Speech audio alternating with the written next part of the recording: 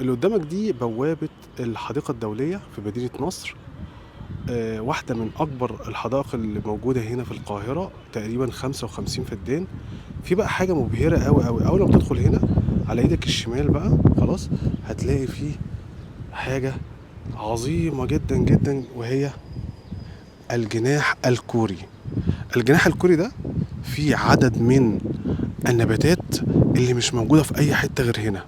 يعني اغلب النباتات اللي هنا هي نباتات كوريه، وفي اهتمام غير طبيعي بالجناح ده تحديدا داخل الحديقه، ودايما تلاقيه مقفول، ولكن هو شكله مبهر. يعني انت اصلا اول ما بتدخل البوابه بتلاقي على يدك الشمال ده اسمه القطاع الغربي او القطاع الاوروبي. ده بقى في عدد من الحدائق بقى اللي شكلها، او مش هنقول بقى حدائق، في عدد من الاجنحه، زي بقى جناح الياباني والجناح الهولندي، في بقى طاحونه هولندا، وفي حاجات بقى حاجات شكلها مبهر قوي. ولكن ده اكتر جناح انا شخصيا نفسي ادخله وشكله مبهر. هحاول كده اوريك حتى البوابه بتاعته عامله ازاي اهي. بصوا عامله ازاي البوابه بتفاصيلها بقى.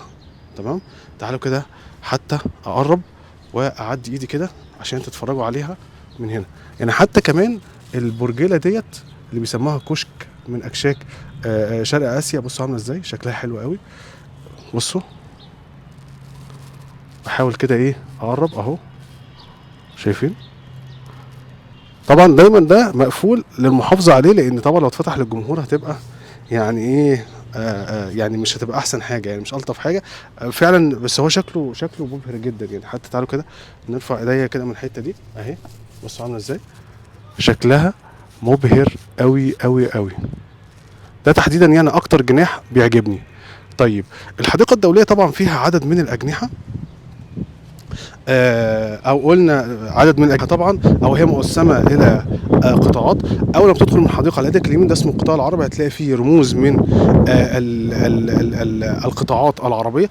هتلاقي مثلا قطاع بيتكلم عن السعوديه، فيها رموز عن السعوديه، البحرين، الامارات، الكويت. ده كله اسمه القطاع العربي.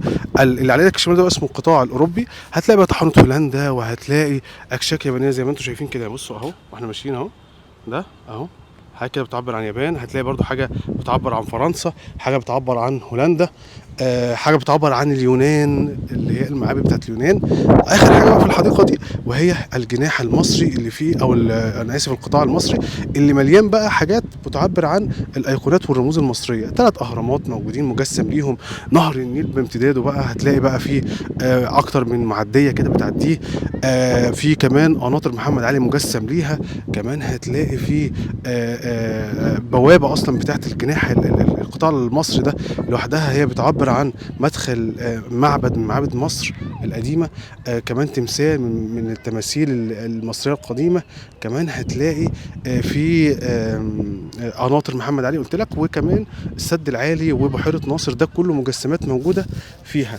طيب، زي ما بقول لك بقى، ده القطاع يعني مثلا ده اللي هو احنا اللي انا فيه دلوقتي. ادي البوابه اهي بتاعت الحديقه زي ما كنت بقول لك اهي. الناحيه التانيه اهي دي البوابه، والجزء ده القطاع العربي، وده القطاع القطاع الاوروبي. واخر حاجه بقى في الحديقه هي القطاع المصري. فيه طبعا جنينه حيوانات صغيره دخولها ب25 جنيه. ده منفصل عن الحديقه. الحديقه دي قيمه التذكره بتاعتها 20 جنيه طول ايام الاسبوع. فطبعا ومساحه بنتكلم في 55 فدان، في حاجه عملاقه جدا جدا.